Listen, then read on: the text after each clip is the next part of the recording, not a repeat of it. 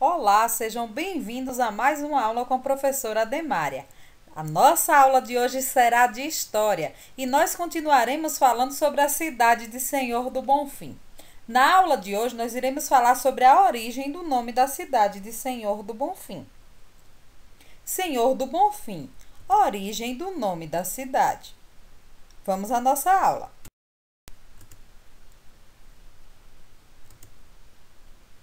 Você já deve ter se perguntado de onde surgiu o nome da cidade de Senhor do Bonfim. Com certeza você já deve ter tido essa curiosidade. Hoje nós vamos aprender um pouquinho mais sobre a história da cidade e vamos compreender de onde surgiu o nome da cidade de Senhor do Bonfim. Vamos lá! Vamos aprender como surgiu o nome da cidade de Senhor do Bonfim. Conta-se que o português Teodósio Rodrigues de Faria, capitão de mar e guerra da marinha portuguesa, era dono de 3 navios negreiros. O que eram esses navios negreiros? Esses navios negreiros, eles traziam escravos negros vindos da África para o Brasil. Ele era um capitão de 3 navios e também era capitão de guerra. Além de servir no mar, a coroa portuguesa, ele também servia durante o período de guerra. Em uma madrugada, o dito capitão enfrentou uma tempestade no meio do mar. No meio do Oceano Atlântico, ele viu a morte de perto e fez votos e promessas a Deus, que poupasse sua vida e, em troca, levaria para a cidade de Salvador uma imagem do Cristo crucificado emergido das águas. Isso mesmo, quando viu a morte ali na sua frente, o capitão fez uma promessa para Deus: trazer de Portugal para a cidade de Salvador, aqui na Bahia, a imagem de Cristo crucificado. A tempestade passou. Ele conseguiu sobreviver e logo cumpriu sua promessa, trazendo para a Bahia, no dia 18 de abril de 1745, uma réplica perfeita do Bom Senhor do Bonfim, existente em Setúbal, cidade de Portugal. Ele trouxe aqui para a Bahia uma réplica da mesma imagem que tinha lá na cidade de Setúbal, lá em Portugal. Ele trouxe também de navio, que naquela época não tinha avião. Essas viagens longas de um continente para outro eram feitas de barco ou de navios. E ele trouxe de lá a imagem de Cristo crucificado, do Senhor do Bonfim. A fama do novo santo correu aos confins da Bahia. Logo se iniciou a construção de um templo para abrigar a imagem miraculosa. E foi assim que surgiu a igreja de Senhor do Bonfim em Salvador. Isso mesmo. Depois que chegou aqui na Bahia essa imagem do Senhor do Bonfim, lá em Salvador foi construída uma igreja para abrigar essa imagem, que até então não existia essa igreja lá em Salvador. Hoje a conhecida Igreja de Senhor do Bonfim. Fica lá em Salvador, famosíssima igreja. A construção foi iniciada no ano de 1746 e foi concluída. A parte interna do templo, ou seja, a parte de dentro, ela foi concluída no dia 24 de junho de 1754. Paralela à construção da igreja em Salvador, ou seja, enquanto a igreja era construída lá em Salvador, iniciou-se a construção de um segundo templo na rancharia da Tapera, hoje município de Senhor do Bonfim, por Custódio Alves dos Reis. Isso mesmo, o senhor Custódio Alves dos Reis começou a fazer um templo, uma igreja, onde hoje é a cidade de Senhor do Bonfim. A história relata que inicialmente era um templo precário, coberto de palhas, mas construído num alto, imitando a sagrada colina da igreja em Salvador. O mesmo Custódio Alves dos Reis começou a construir o templo com pedras e alvenarias. Quando a obra estava quase pronta, este faleceu no ano de 1755. Ou seja, Custódio Alves dos Reis não chegou a concluir a construção da igreja.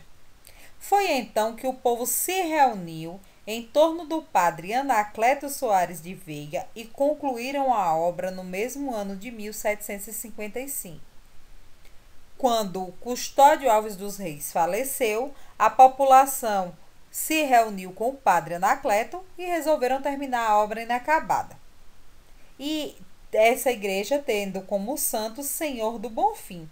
Foi daí que surgiu o nome da nossa cidade, do nosso município, do município de Senhor do Bonfim.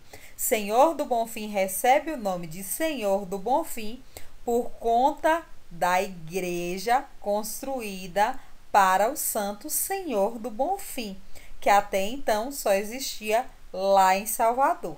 E a igreja de Senhor do Bonfim foi construída para imitar essa igreja em Salvador. Até em cima de uma colina, igual à igreja de Salvador, ela foi construída. Temos aqui a imagem da igreja de Senhor do Bonfim. O padroeiro da cidade de Senhor do Bonfim é Senhor do Bonfim. E a igreja, ela se situa no centro da cidade. Formação do município de Senhor do Bonfim. Se você não sabe, o município de Senhor do Bonfim conta hoje com uma população de mais de 80 mil habitantes. A formação do povo bonfinense se deu a partir das relações entre os povos indígenas, os africanos e os imigrantes portugueses, ou seja, o índio, o negro e o branco. Isso mesmo, a população do Senhor do Bonfim sofreu essa mistura desses três povos. E hoje é uma população aí totalmente miscigenada, totalmente misturada desses três povos, dando origem à população bonfinense. O município de Senhor do Bonfim está dividido entre bairros e distritos. Temos aqui o mapa da Bahia. Neste mapa da Bahia está marcado a cidade de Senhor do Bonfim. E a cidade de Senhor do Bonfim está dividida entre bairros. Os bairros você encontra na sede da cidade e em povoados, também chamados de distritos. Nós temos marcados aqui com a letra A, Missão do Saí, com a letra B, Quissé, com a letra C aqui, ó, Senhor do Bonfim, a sede, e com a letra D, Carrapichel. Esses aqui são os distritos de Senhor do Bonfim. Lembrando que Senhor do Bonfim também tem outros povoados, povoados grandes. Toda cidade tem espaços públicos e privados. Senhor do Bonfim não é diferente. Senhor do Bonfim também tem espaços públicos e espaços privados. Vamos conhecer agora a diferença entre espaços públicos e espaços privados. O que são espaços públicos? O espaço público é aquele de uso comum e posse de todos. Nesses locais desenvolvemos atividades coletivas com o convívio de diversos grupos que chamamos de sociedade. Todo espaço chamado de público, a população em geral pode frequentar sem precisar pagar para frequentar este espaço. Por exemplo, as praças. Não precisamos pagar para frequentar as praças, as escolas públicas, os hospitais públicos, a UPA, entre outros espaços. Todo espaço que eu não preciso pagar para frequentar é um espaço público.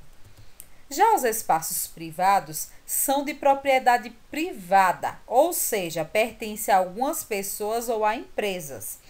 Casas, lojas comerciais, escolas particulares, shopping centers. Os responsáveis pela manutenção e preservação local são os proprietários, os donos. O que é que a gente tem nesse caso? Eu tenho uma loja. Ah, mas eu não preciso pagar para entrar na loja. Eu não preciso pagar para entrar na loja, mas eu preciso consumir algum produto daquela loja. Então, automaticamente eu estou pagando de alguma forma. tem uma lanchonete. Eu não preciso pagar para entrar na lanchonete, mas eu preciso consumir alguma coisa da lanchonete para ficar lá. Um restaurante, entre outros. Esses espaços são chamados de espaços privados. Você precisa pagar para entrar ou consumir alguma coisa para se manter nesses locais.